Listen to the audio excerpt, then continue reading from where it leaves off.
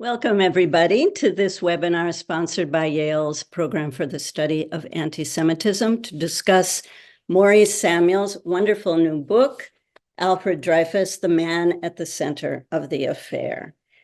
Maurice Samuels is my colleague, and he is also the Betty Jane Anlian Professor of French and the chair of our department. He's known to many of you as the director of the Yale Program for the Study of Antisemitism.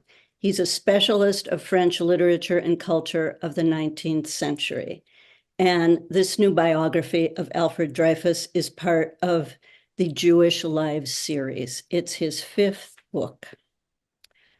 Maury, let's start. Maybe you can give us a sense of who Alfred Dreyfus was. I mean, we've all heard of him, but some of us might not remember what the Dreyfus affair was all about. Sure. Well, first of all, let me thank everyone for coming and thank Anessa for helping to coordinate this. And thank you, Alice, for agreeing to do this and for helping me all the way along with this book from the very beginning. So thank you very much. Okay, so the affair. I kind of whenever I talk about the book, I ask people what they know about the Dreyfus affair. And even people who think they know something, it basically comes down to, oh, wasn't he this Jewish guy who was falsely accused of treason? Maybe people know Devil's Island. Maybe people know J'accuse. So that's basically it. So, but I'll fill in a little bit of those blanks. So Alfred Dreyfus was a Jewish officer in the French army. In 1894, he was falsely accused of treason, of trying to sell military secrets to Germany. He was hastily court-martialed and deported to Devil's Island, this island off the coast of South America, which was a brutal prison colony where he was the only prisoner. He was kept there for 5 years while his family, under really horrific circumstances, while his family tried to prove him innocent. Eventually, they did discover exculpatory information, and a movement grew to free Dreyfus that divided the French nation and really riveted the world during the last few years of the 19th century. And it was really a case, and we can talk about this, but it was a case about the principles of liberalism. Did the individual have rights? Did the state guarantee the individual the rule of law? Or did the government, because the army said so, did the army have the right to keep people in prison? It also raised questions about pluralism and whether the nation should welcome religious and ethnic minorities. Yeah, I mean, it's a kind of a country divided in two that can seem strangely familiar to us right now. It gives your book a real, what the French would call an actualité, an incredible actualité. So there are more books about the Dreyfus affair than any other event in French history, except the French Revolution. But I think one of the things that makes your book different is that you place Dreyfus himself at the center of the story. So was he an interesting guy to write about? I mean, he gets a bad rap. I'm thinking of Léon Blum's famous quip that if Dreyfus hadn't been Dreyfus, he wouldn't have been a Dreyfusard because he was so conservative. I mean, is this right? Or Palansky's portrait of Dreyfus in the recent movie that was not shown in the US, where the real hero is Colonel Picard, who saves the day. And Dreyfus is shown as really kind of a prig, an unappreciated prig.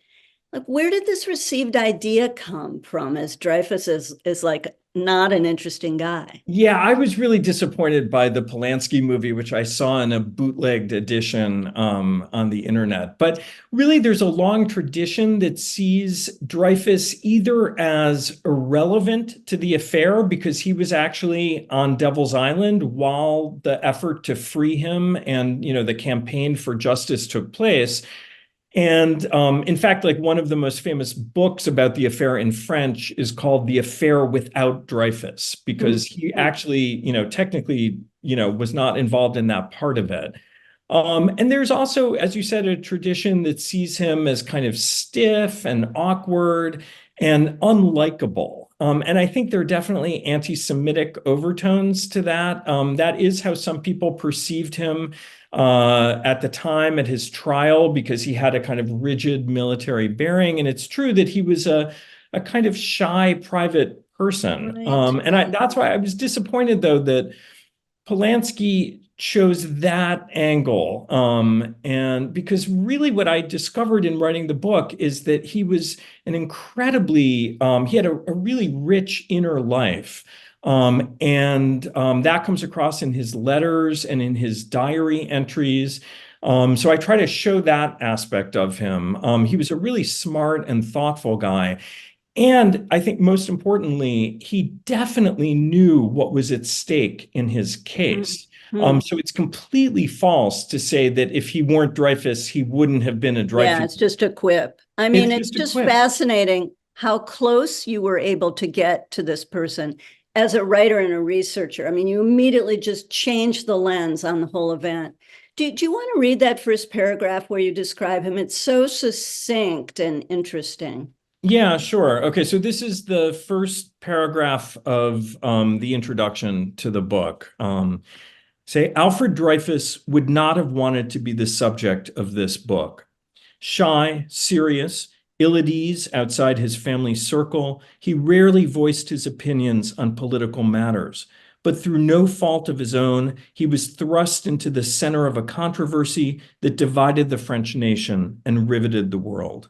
An ardent patriot, he was accused of committing treason. A law-abiding citizen, he suffered a colossal injustice. A discreet Jew, he became the emblem of anti-Semitic persecution. Rarely has so private a person been forced to live so public a life. Yeah. I mean, it's that way. He's a tragic and really dignified figure. He wouldn't have worked on social media, he had no stage presence at all. No, and that's one of that's to his credit. Yeah, that's one of the actual modern things about the affair, is that it was covered by all kinds of media, especially his second trial in Rennes. And that was one of the things that worked against him. He did not play to the crowd. He didn't play to the cameras. Yeah, you can imagine his lawyer advising him, like, smile a little. Yeah. Yeah. You weren't in the mood to smile after 5 years on Devil's Island, which you describe. I mean, I just should say to people tuning in that Maury's description of those years on Devil's Island, you feel it viscerally. I'd never understood how really awful it was, even having seen the movie Papillon. Right. I was just going to say, if you've seen the Steve McQueen movie Papillon, which takes place in a much later period, and that was the kind of bigger prison camp on a different island, but it gives you a sense of the conditions. But Dreyfus himself was chained to his bed every night with horrible bugs crawling over him. He was watched day and night, so he was never alone, but the guards never spoke to him for 5 years. So when he came back, he could barely use his voice. He had basically lost his voice after 5 years. And when he tried to speak, and he also lost teeth, and I mean, he was very frail when they brought him back for his trial. And then people didn't understand why he didn't make this shout out, passionate, statements. Yeah. Oh, that's so poignant. Let's go now to the Jewish dimension of the affair, because one of the surprising arguments in your book is that so much of Dreyfus scholarship really says very little about the Jewish focus. I mean, it gets universalized, the affair gets universalized, most famously, I think, by the great Dreyfus scholar Vincent Duclerc. But I mean, wasn't the cause of the affair anti-Semitism? This is crazy. How could it not be the central focus? Yeah. So, of course, every book about the affair mentions anti-Semitism and mentions the fact that he was Jewish. So this is a question, more of emphasis. I don't want to claim that no one else, has talked about the Jewish dimension. But I really try to make it central in a way that not that many other scholars, there are some exceptions like Pierre Birnbaum and Michael Burns to some extent. But I think that tradition of universalizing the affair goes way back. It actually goes back to the time of the affair itself, when a lot of the supporters of Dreyfus, including many Jewish ones, didn't want to seem like they were only supporting Dreyfus because he was Jewish. And I think they also worried that because of anti-Semitism, people wouldn't care as much unless they made the affair about these universal principles like truth and justice and the rule of law, these kind of liberal values. So they kind of downplayed the Jewishness. And of course, it was the anti-Semites who were constantly harping on Dreyfus's Jewishness at the time. So they were the ones doing the identity politics. Yeah, exactly. So they wanted to say, no, no, this is about these universal principles. But, now, from our perspective later, we can see that the case really did hinge on his Jewishness. I mean, he was accused mainly, but not only because he was Jewish, but more importantly, I think the case became an affair because he was Jewish. So there had been, other cases of military espionage. There had been other cases of false accusations. They didn't become an affair. This one, people cared so much because Dreyfus was Jewish and because the case raised fundamental questions about who belonged in the nation. Who could succeed the way Dreyfus's family had succeeded. Yes, exactly. Like, was France a universalist nation open to anyone, or was it a white Christian, nation as it had been before the French Revolution? So it was really about those revolutionary values. And of course, the French Revolution was the first time that was the moment that France gave Jews citizenship. That was the first country, the first European country to make Jews full equal citizens. So in a sense, the Dreyfus affair was a referendum on that notion of had France gone too far. Yeah, exactly. Yeah. And that was because he was Jewish. It was because he was Jewish that those issues came to the fore. Right. And I'll just say one other thing. This was also a moment at the end of the 19th century when huge numbers of Jews were fleeing persecution in Eastern Europe and coming to Western nations like France, like the United States. So the Jewish question was coming to the fore for that reason too. What to do about all of these new, Yiddish speaking. So not just the upper bourgeois Jews, but people like our my grandparents, your great-grandparents. Yeah, really interesting. The other argument you make in the book that I found fascinating is that Dreyfus was often called an assimilated Jew. And you explain that there was a way of being Jewish in 19th century France that was very much in tune with these universal values, where you lived your religion privately. And you make a distinction between assimilated Jew and integrated Jew. Can you say more about that? Yeah, I don't love the term assimilated, which, there are different definitions of it, but to me, it implies a total renunciation of your prior culture in order to join another one. And that's definitely how an earlier generation of historians referred to Dreyfus. And people like Hannah Arendt, or even Michael Maurice, who wrote a book about France at the time of the Dreyfus affair. Famously, it's a famous book called The Politics of Assimilation. And they really fault French Jews like Dreyfus for having abandoned their Jewish identity in order to become French. And I try to show in the book that it was not this zero-sum game, that it's true that they developed a new way of being Jewish that I kind of refer to as Franco-Judaism, where it was a matter of, it was a more private matter than it had been, in more traditional cultures.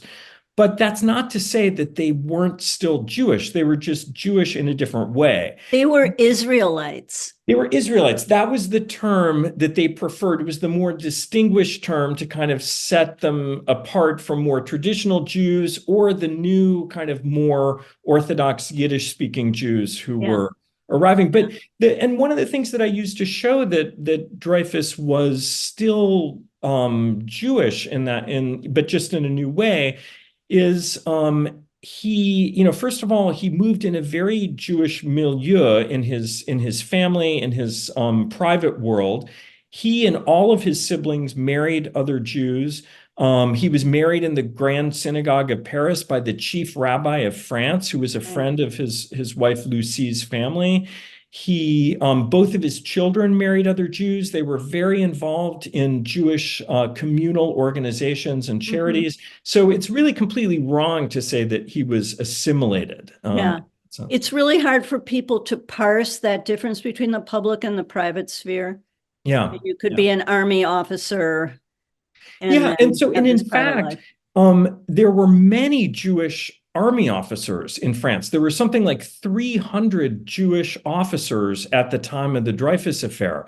And so that did not at all. In fact, it was a pretty common career choice for someone like Dreyfus at the time, because Jews felt so grateful to France for making them citizens. So they felt kind of doubly French because their emancipation had helped define the new kind of nation that France became. Yeah, they had a debt. Yeah. So that leads me right to my next question, which is, in this country that had given the Jews more than any other country at that point, how did it devolve into anti-Semitism so absolutely and extremely? Yeah, so that's one of the paradoxes that has perplexed scholars of anti-Semitism. Why did France, which was in some sense the country that was most open to Jews in the 19th century, it's important to understand that compared to the United States, where Jews were excluded from all the kind of centers of, education, certainly from the army. There were only a handful of high-ranking Jewish soldiers really before, well into the 20th century. France was totally different. It was totally meritocratic. There were many Jews in the top educational institutions in France going back to the early 19th century. So France was really the country where Jewish integration had reached, the highest level. But it also unleashed a backlash that started really in the 1880s in France. There was this guy, Edouard Drumont, who was a journalist, a kind of struggling journalist, who published a book in 1886 called La France Juive, so Jewish France, which was this 1,000-page denunciation of how Jews had taken over France. It was this completely paranoid screed. Yeah, really crazy. Really crazy. Hitler would later take it as a model, so that gives you an idea. And Saline and everybody. Yeah, it became, huge. Yeah. It became a runaway bestseller in 1886, and then he started a daily anti-Semitic newspaper by the early 1890s that just spent all its time attacking the presence of Jews in every aspect of French life, including the presence, and maybe especially the presence of Jews in the army. Yes. And so people say that was one of the reasons that suspicion fell on Dreyfus when they discovered there was a traitor. That's so interesting. Yeah. So in other words, it was success that led to the anti-Semitism. Just kind of a classic thing. Yeah. So has this anti-Semitism, it retreated, right, after Dreyfus was exonerated, but only to emerge again in the 1930s. Yeah, I mean, we're kind of entering your territory. Alice, of course, is a big specialist of France during World War II and before and after. But yeah, I mean, I would say that anti-Semitism, it's sort of like a pendulum that swings back and forth. There are periods of intense anti-Semitism, and then there are periods where it sort of lets up. And I think that it's true that as a result of the Dreyfus affair, anti-Semitism receded in France for a while. It got a bad reputation. It had a bad reputation. but I think you could also argue that it didn't go away. And in fact, people were so outraged by the eventual vindication of Dreyfus, his exoneration, and the kind of triumph of the left that it came roaring back. And one of the leading anti-Semites during the Dreyfus affair, Charles Maurras, becomes one of the leading anti-Semites during the Vichy period. He even refers to Vichy as the revenge of Dreyfus. There's a lot of continuity, in fact, with the Action Française, definitely. Yeah. So you describe a situation where the country was completely polarized around the accusation. I mean, talking 1900, 1905. Has France ever really healed from this split, or is it still dormant? And here's a follow-up. In the long term, did the Dreyfus affair make anti-Semitism better or worse in France? Yeah, that's a hard one. So I would say that there's a bigger war. French historians call it the guerre franco-française, so the Franco-French War. It's really a war between the right and the left in France. It's a war between revolutionary principles of universalism versus a kind of more deterministic notion of what the nation should be and who should be part of it, that started during the revolution and never really ended. So the Dreyfus affair, I would say, is a main battle in that war that then continues through World War II. And in a sense, that war is still being fought now. And, it's fascinating, to me at least, that the Dreyfus affair still surfaces in the last presidential election. The far-right candidate, Eric Zemmour, in some interview referred to he said the innocence of Dreyfus is not obvious, and has, so he's implying that, it's not a settled matter that Dreyfus was really innocent. And he knew that that would be a dog whistle to his far-right supporters. So it's clear that, this rift opened by the Dreyfus affair is still kind of a wound in France. That you can say something like that and call your followers to you. Yeah. Same thing with Pétain, really. Pétain, he protected the Jews and so on. It's the same kind of thing. Yeah. Somehow, in the middle of all this, the church and the state were officially separated. How does that fit with the story you're telling? Yeah, that's probably one of the biggest political or most important political outcomes of the affair. So the left triumphs during the affair. So I should, back up and say that so Dreyfus was held on Devil's Island for 5 years. His family finally brought evidence to light that not only was he innocent, but there was a real guilty person who had actually written the letter offering to sell secrets to Germany. He was a kind of dissolute nobleman named Ferdinand Walsen Esterhazy, who, unlike Dreyfus, who was this, kind of nice family man from a wealthy family, so he had no motive for committing treason. Esterhazy was a gambler. He owed money to people. He basically had traitor written across his forehead, this guy. He even had like a kind of dastardly mustache that he really looked like a traitor. So it's obvious that he's the traitor. They have proof. The army protected him. They eventually exposed that, largely thanks to the novelist Emil Zola, and he writes a famous article with the headline "J'accuse," I accuse, that basically exposed the cover-up and the collusion of the army in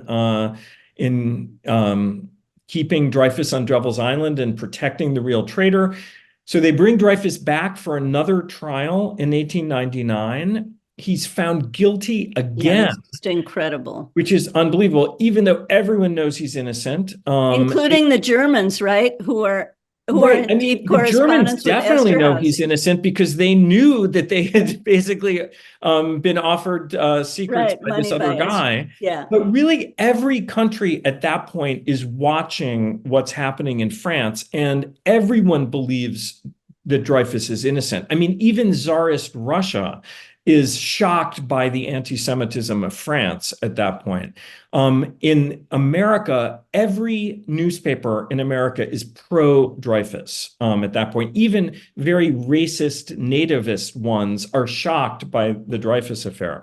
It was really bad So for France's reputation, it's wasn't it? really bad. And so after he's found guilty a second time, that's exactly what happens. The French government is worried that the world will boycott the World's Exposition of 1900. They have a huge investment in the World's Fair in 1900.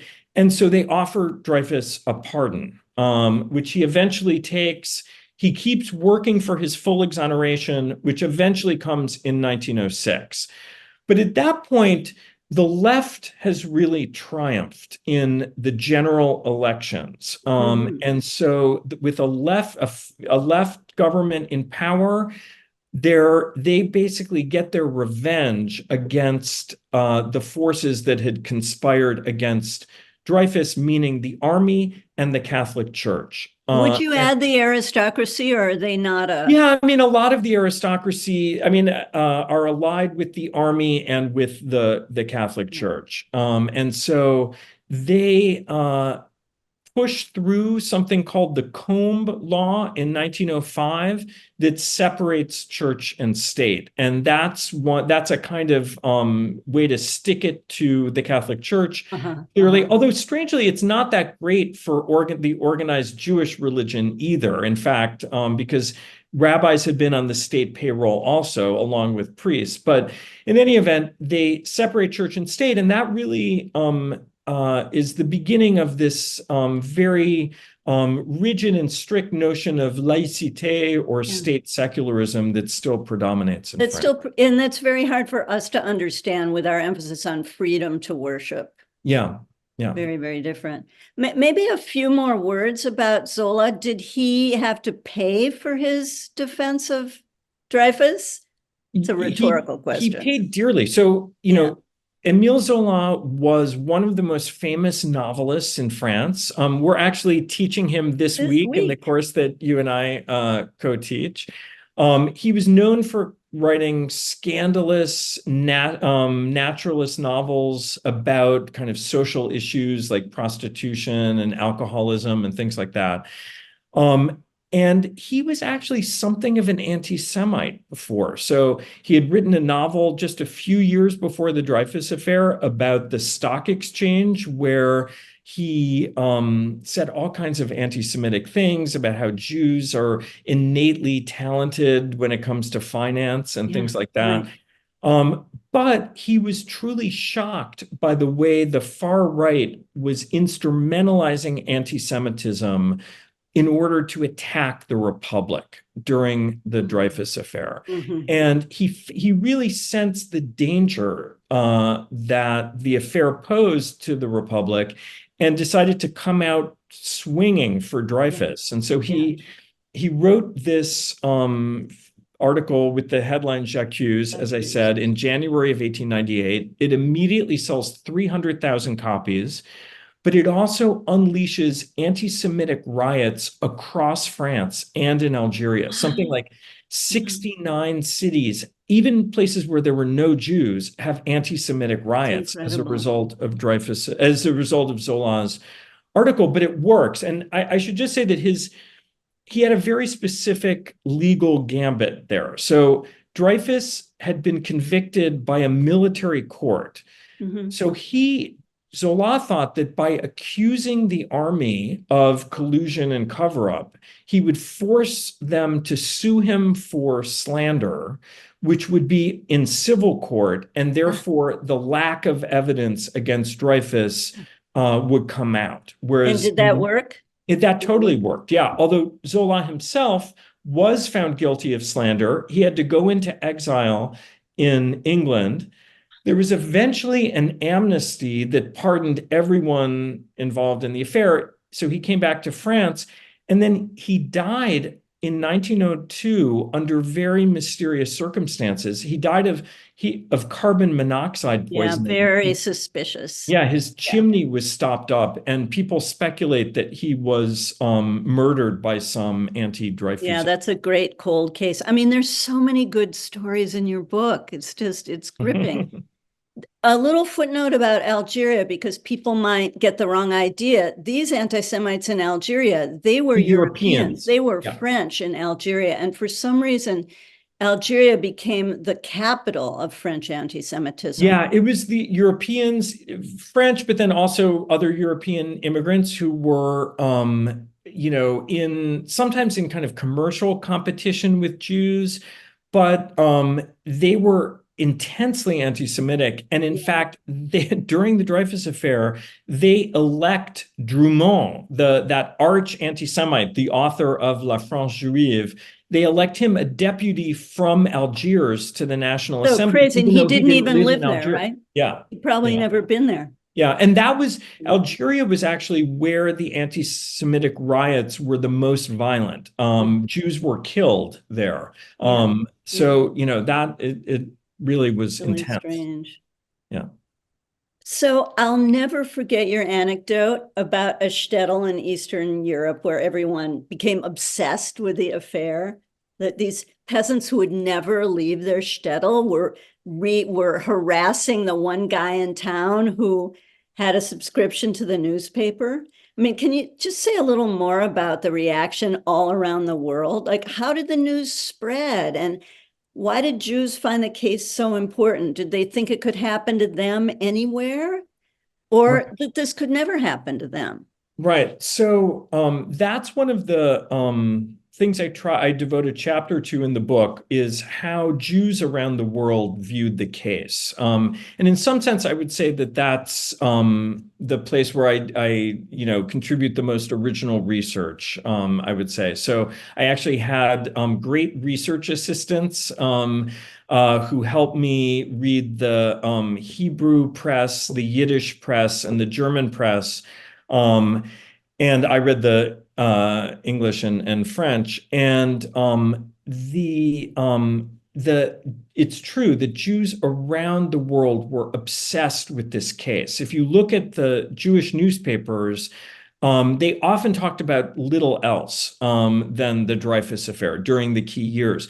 The story you're referring to about the Ukrainian shtetl, where everyone was hanging on, the news about the Dreyfus affair, it's actually a comic short story by the great Yiddish writer Sholem Aleichem. It's a great story, just a couple of pages, called Dreyfus in Kasrelevka. And he says, Paris might be seething like a boiling vat, but nothing will ever equal the fervor in Kasrelevka when people, learned about in support of Dreyfus. Yeah, and so it was like Dreyfus was one of them, and that's one of the things that I found in this research, that no matter where you were on the political spectrum at the time, and I divide Jews into three main political categories. The Zionists, and it's important to say that Zionism really takes shape during the Dreyfus affair. And actually, Theodor Herzl would later claim to have invented Zionism watching the degradation ceremony of Dreyfus. So when Dreyfus was found guilty the first time and about to be sent off to Devil's Island, there was a huge ceremony in the courtyard of the École Militaire, so right in the shadow of the Eiffel Tower. And there were 10,000 people watching. He was paraded around the perimeter. And then an army officer ripped off his insignia, his epaulets, broke his sword over his knee, and 10,000 people were screaming, "Death to the traitor, death to Judas." Theodor Herzl, the founder of Zionism, was covering the case for a German newspaper.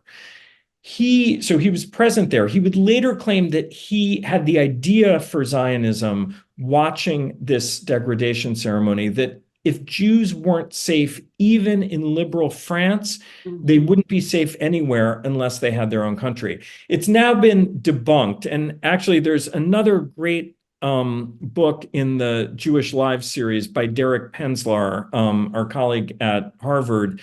He did a biography of Herzl, where he shows that, in fact, that version is more of a myth, that Herzl had the idea before. And in fact, like most people, and including most Jews, he assumed that at the beginning that Dreyfus must be guilty. People couldn't believe that the French army would make that kind of mistake. It was only later that people became so convinced of. So people's confidence in these institutions. So I was saying, the three political divisions of Jews. So the Zionists, what I call the integrationists, so Jews who thought that Jews should stay in the countries of their birth and integrate, and then the socialists, who were more concerned with unity among workers.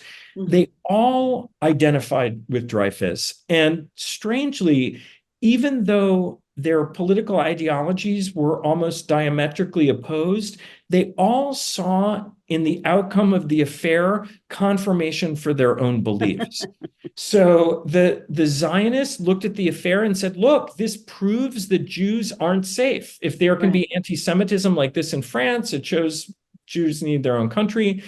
The integrationists looked at the outcome of the affair, where Dreyfus was eventually exonerated, and said, look, we knew it all along. Jews, everyone would come to their senses. France would do the right thing in the end. And so we're safe where we are.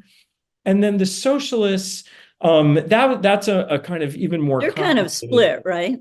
The socialists. Yeah. So there was a big split in the Socialist Party as a result of the Dreyfus affair. So the more hardline socialists think that the Socialist Party should not get involved in the case because Dreyfus was a bourgeois. He was from a wealthy family. He was in the army. He could take care of himself.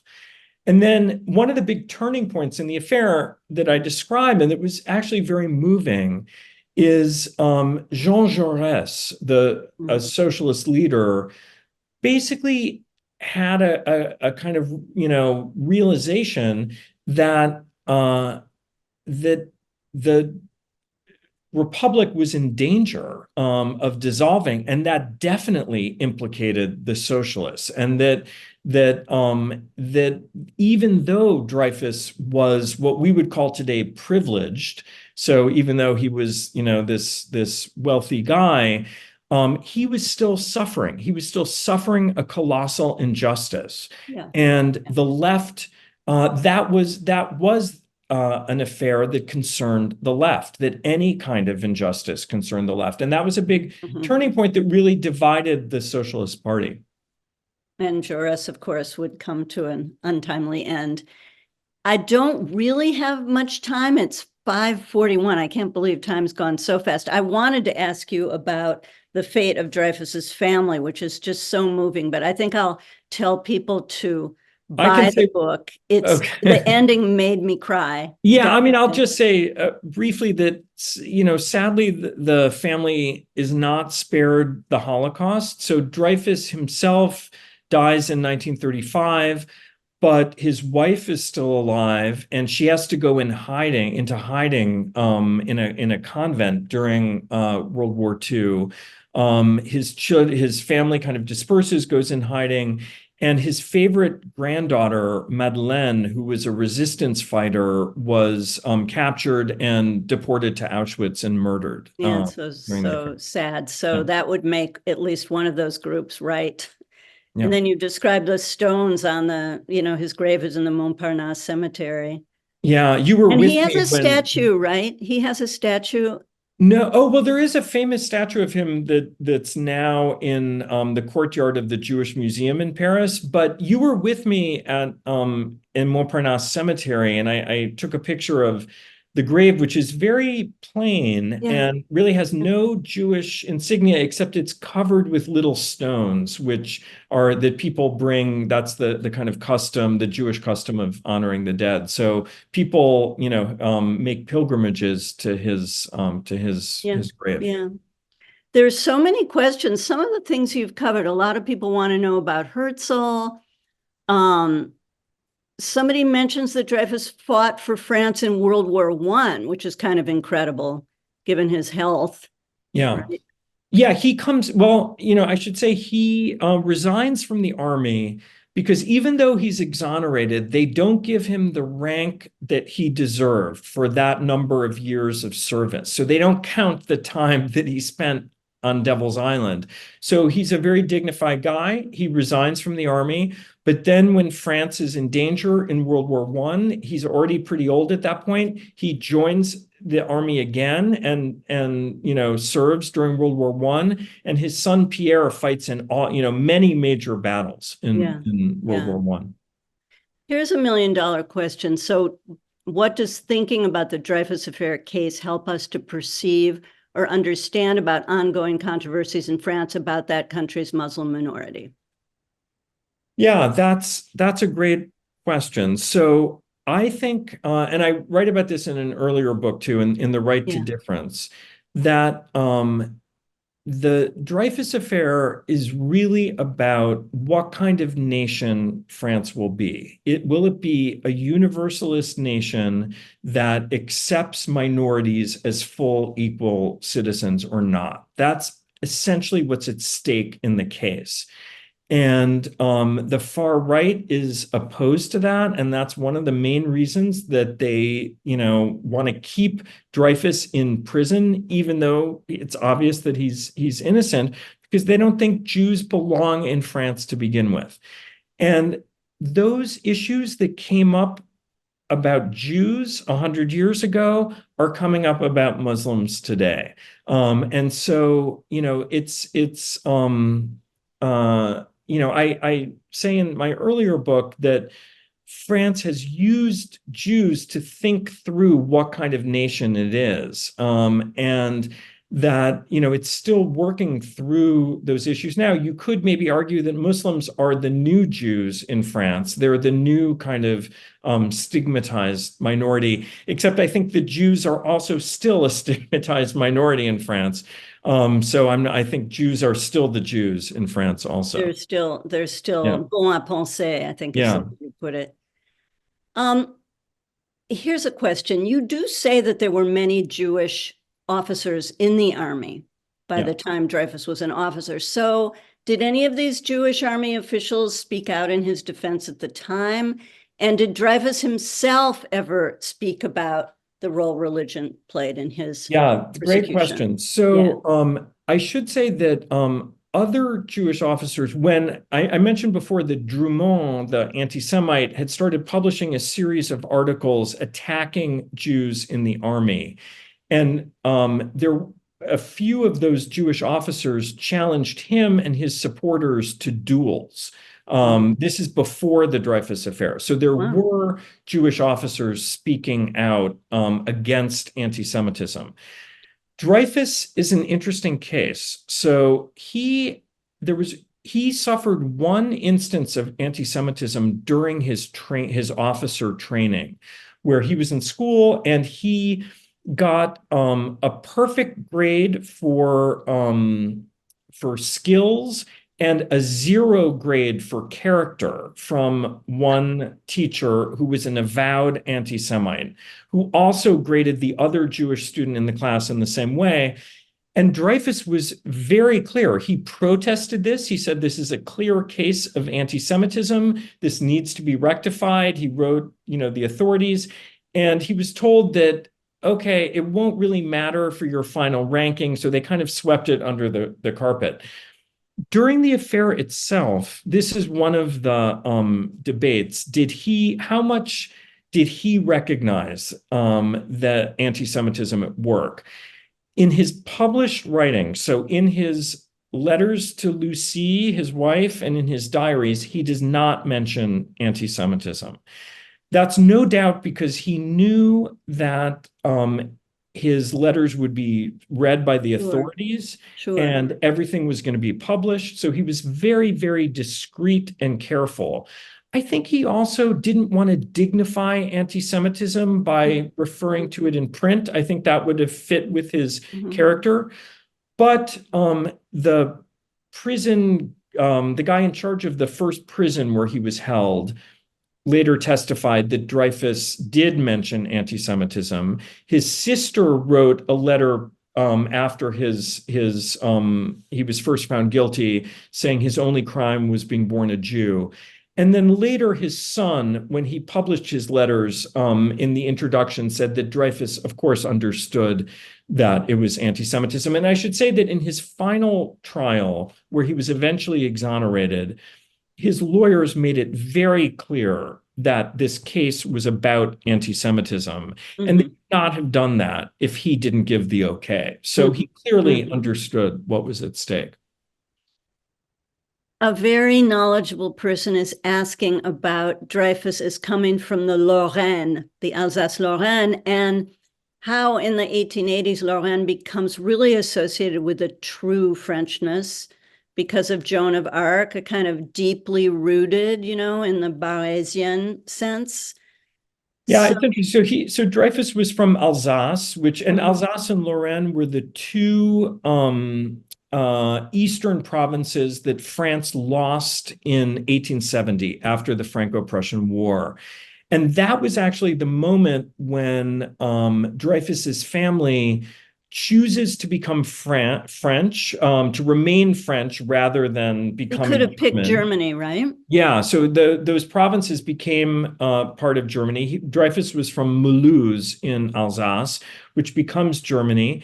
The family opts for French citizenship, and it's that moment, that loss of Alsace and Lorraine, that's a deep trauma for France. It's like an amputation, and that's what motivates Dreyfus and lots of people like him to go into the army, to try to recover those lost provinces. So Alsace and Lorraine become a kind of symbol of French national identity, what France has to recover, and that's eventually what leads to World War I, or one of the things that leads to World War I, when France does, of course, recover. But also, if you think maybe he's a sneaky German who's just pretending to be French and then selling secrets to the Germans. I mean, this was held against him at trial. People claimed he had a German accent in French. Right. He also made several trips to visit his family, which, you know, the family that stayed behind in Alsace, that was held against him.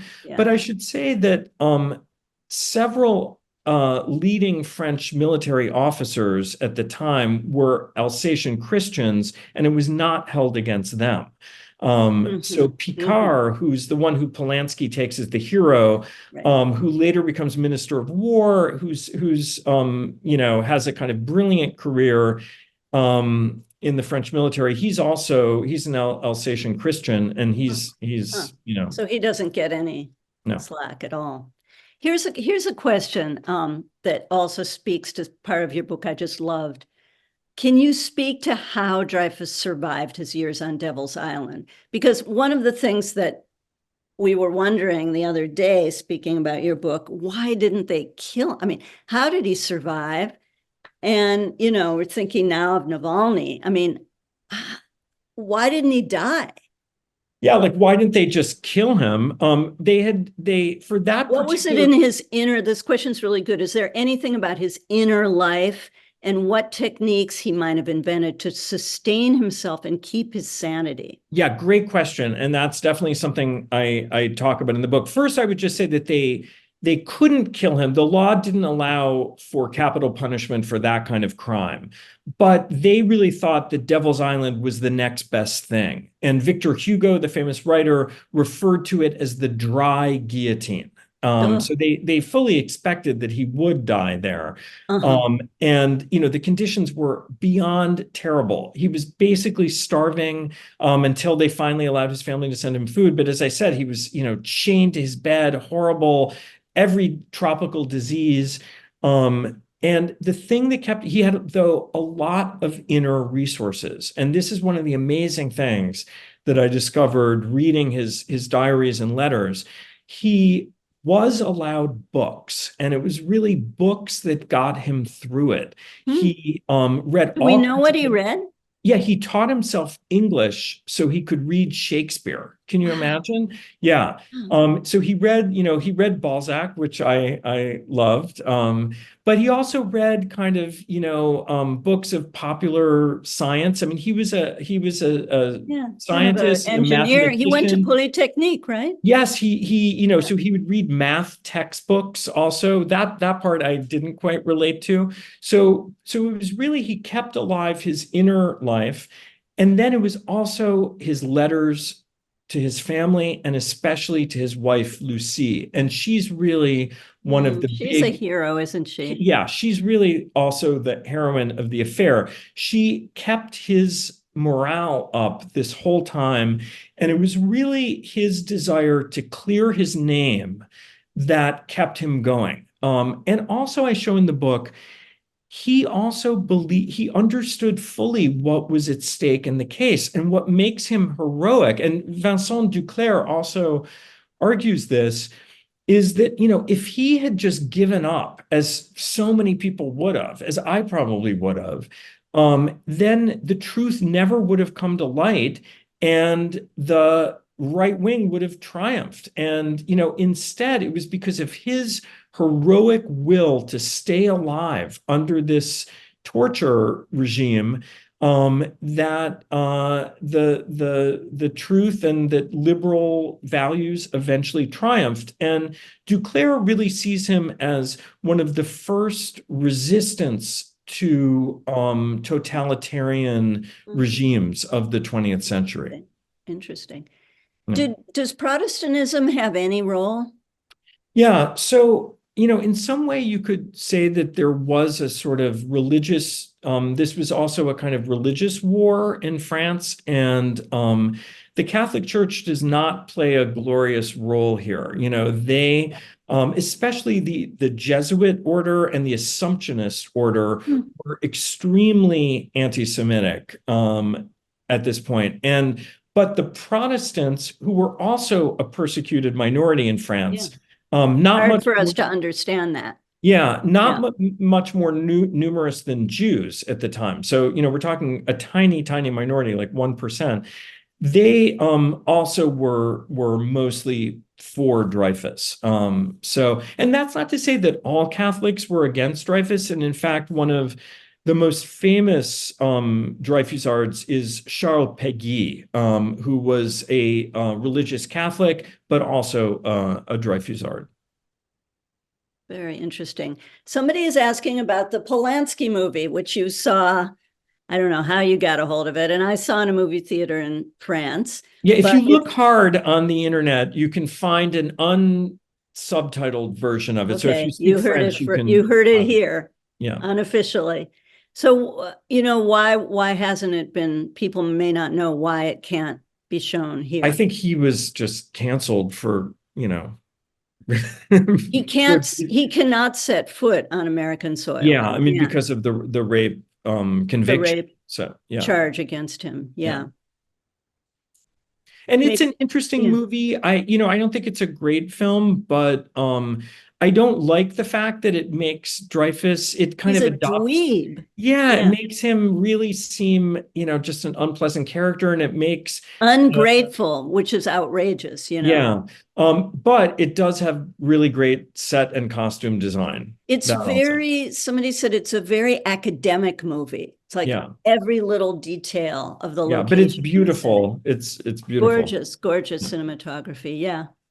I think it would be a good movie to debate. Maybe, would you have any other things to recommend of all the books and movies? And you even quote a lullaby about Dreyfus in Yiddish. Yeah, I mean, there was a whole world of popular culture about the affair, studied by Susan Suleiman, who's one of my former professors.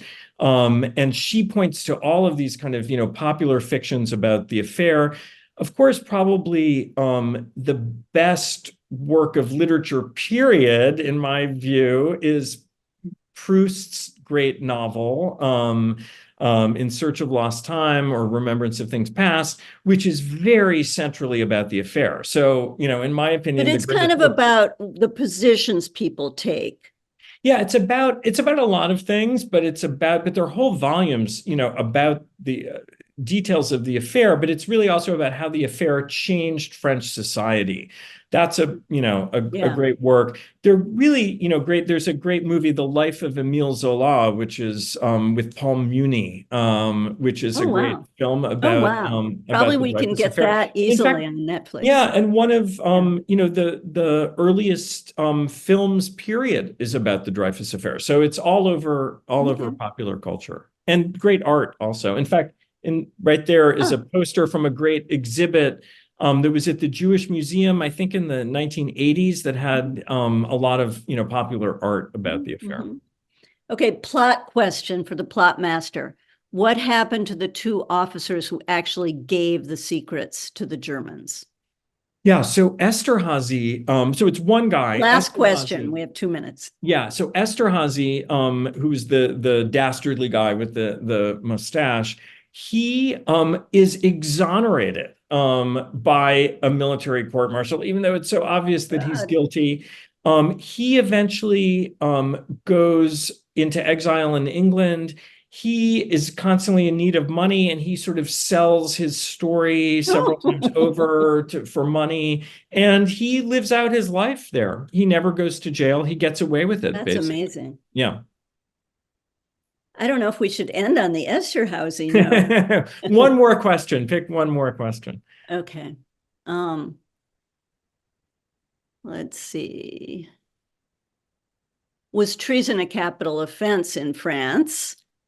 Yeah, so that at this time in 1848, and this is complicated, and I want to get too into the weeds, but essentially no, they couldn't execute him. No. Yeah. Whereas, we have to figure this out. Whereas they did execute Robert Brasiak on Code 75, Penal Code 75 in 1945, but something had changed. Yeah. Yeah. I hate to stop. We could go on, but it is almost 6 p.m. So, and you have really a large appreciative audience. Everyone is thanking you. Okay, well, thank you. Thanks everyone for coming on a Monday night, and thanks, Alice. It was great to get to discuss it. Don't forget the discount code for getting the book. Right. Okay, bye everybody.